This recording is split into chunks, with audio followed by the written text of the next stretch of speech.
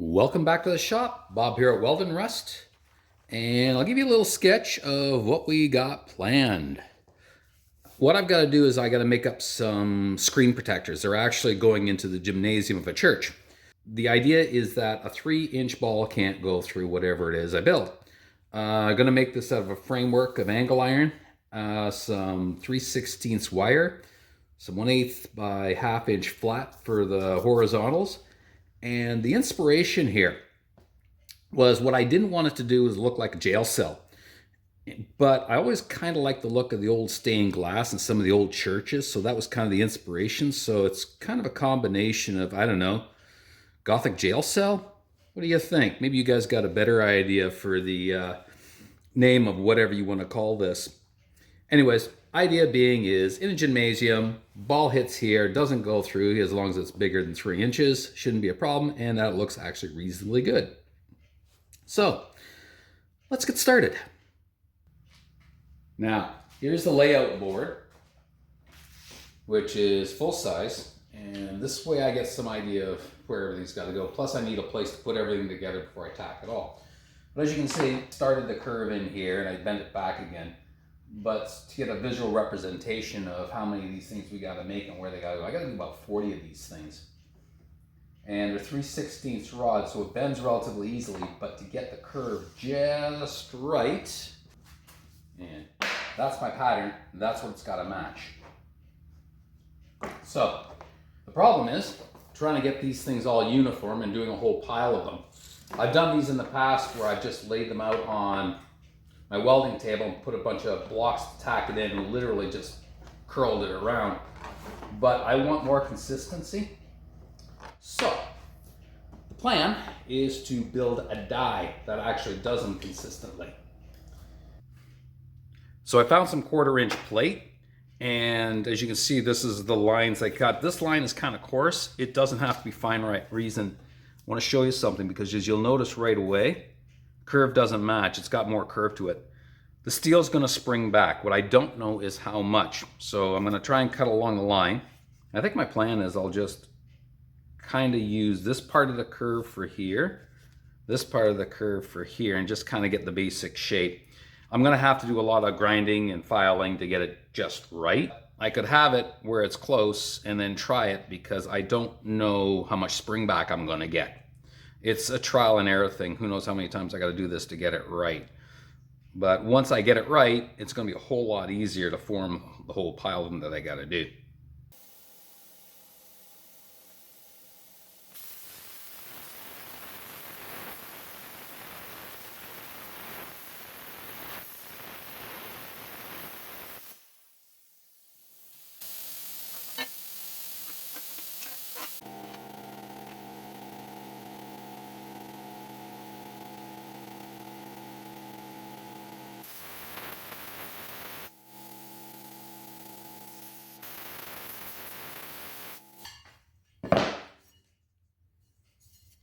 So, in the interest of basically not letting you guys watch a whole bunch of rather not interesting metal fabrication, I made up some plates, and what these are is they're guides.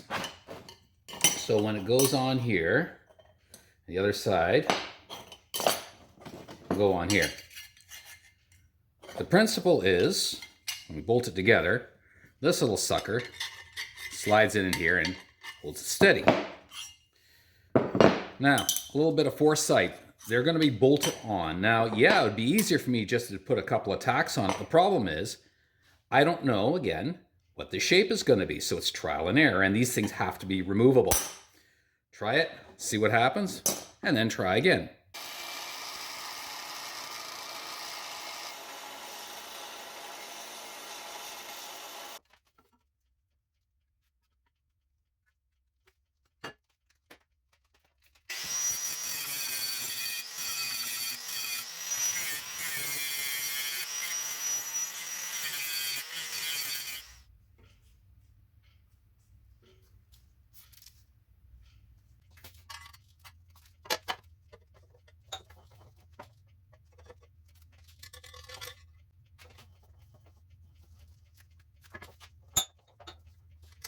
Yep, that's what I was afraid of. a lot of spring back. I figured it would be a bit. I didn't think it was going to be that much. Now, this is where it gets kind of interesting. One of the things that I really should try and find is what they call a French curve. It was basically a piece of plastic with all kinds of weird curves cut out into it, which is really handy for stuff like this. Since I don't got one, I'm just going to kind of guess. And I know I want to take off about 5/8 of an inch off the corners, nothing in the middle, and then 5/8 down in here. So my plan is kind of eyeball it and just, I'm going to guess and see what happens. It's only metal. We got lots of it.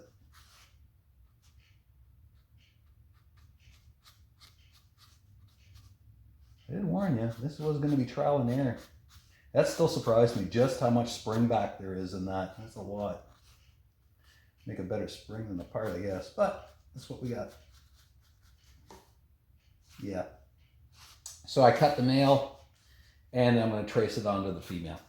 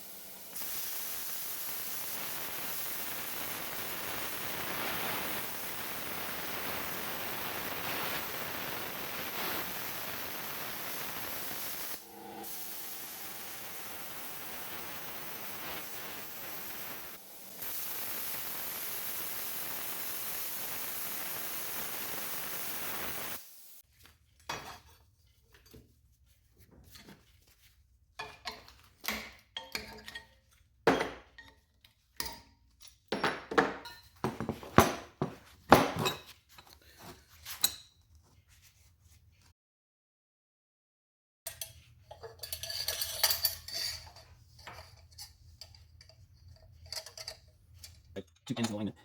But for now, not bad. So, a couple things I'd like to point out. You can see just how much this thing springs back. It's a lot. If you're ever going to do this, keep this in mind and allow yourself lots of extra material, or just assume that it's going to be kind of ridiculous and start from that.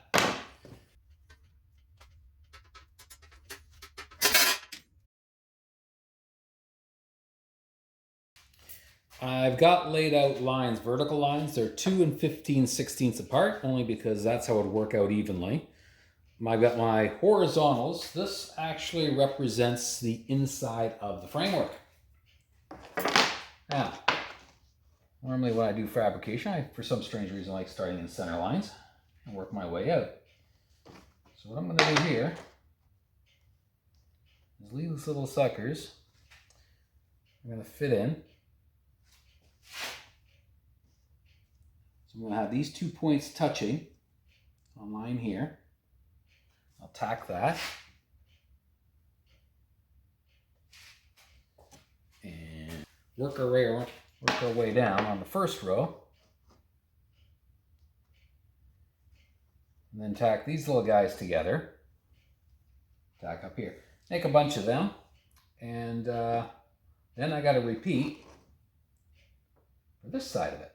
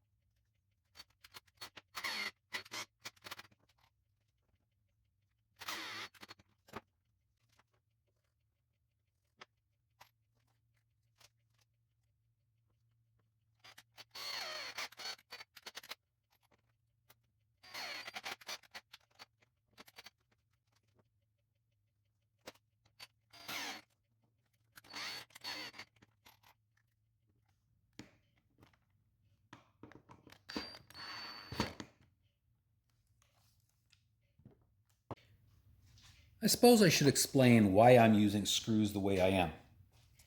Let's see if I can show you. I got one screw in, and if I actually take one out,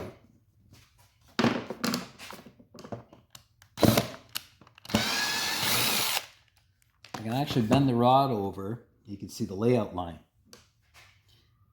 By adjusting the height of the screw, because it's tapered, I can actually either move it over one way, or as I screw it in down, I can move it in further this way. So I have adjustment for getting it where I want. Once I got one side pretty much where I want it, that's when I stick the other screw in, more just to tighten it down.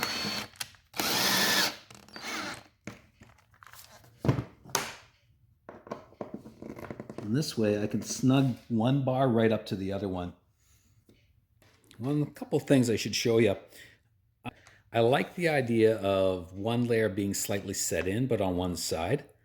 So fortunately, this steel is relatively thin at 3/16, so it bends fairly easily. So my plan now is I'm actually going to use the screws to actually hold it down and have it bend in here. And if you put enough screw force in, it actually works pretty easy. It actually bends pretty easy. But you got to have enough screws in there to hold it in place, and I can still tweak the screws a little bit to move it either way if I need to.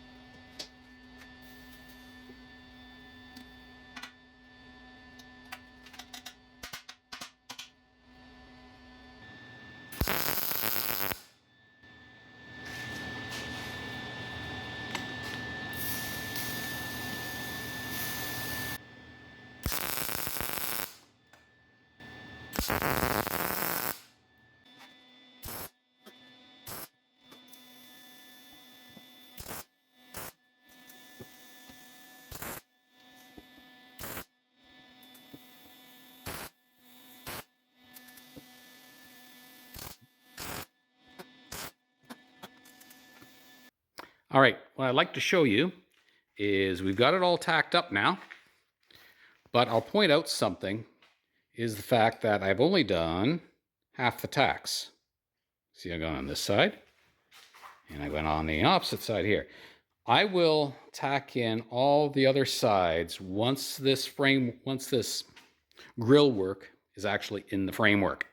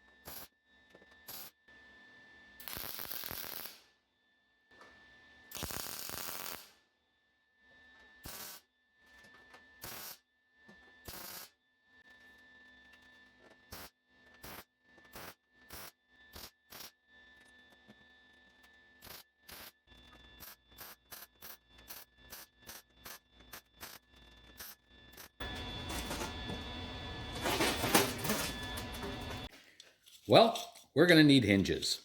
I've got 3 of them. Salvaged from some old door. And I need 4. And I only have 3. So that's not going to work as planned. So what we're doing is we're going to cut them in half. Because they're a lot more heavier duty than I need. Oh yeah, I got a plan for this.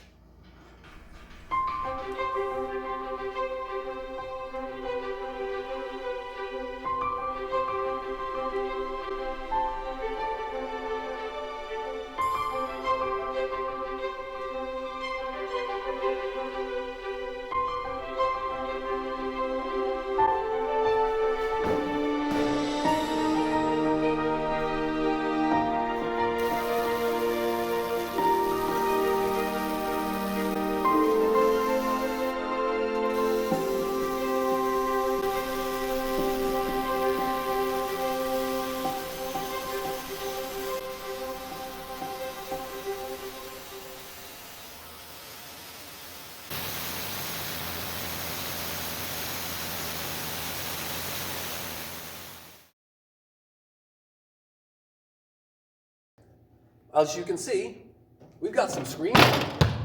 We have working screens here, and as you can see, they work quite well. Quite good at stopping the balls. This is what we wanted. Little lever, locks it up. That should keep them happy. Funny story though, when you saw the early part of the video, you know, it had a nice beige primer, and I thought it was a perfect match for the original color. Come in, and all of a sudden it's all this gray paint, and it's like, what do I do now? It doesn't match. So I went with black because it matches everything. I don't have to worry about it. And it gives a nice bit of a rough wrought iron look, because kind of that's what I was after. Now they can change it to whatever color they want, and I think they're going to repaint it gray again for the looks of things. And hopefully they'll be happy with it. Anyways, thanks again for watching. Be sure to like and subscribe, and we will see you on the next one. Who knows what we're doing next? Bye for now.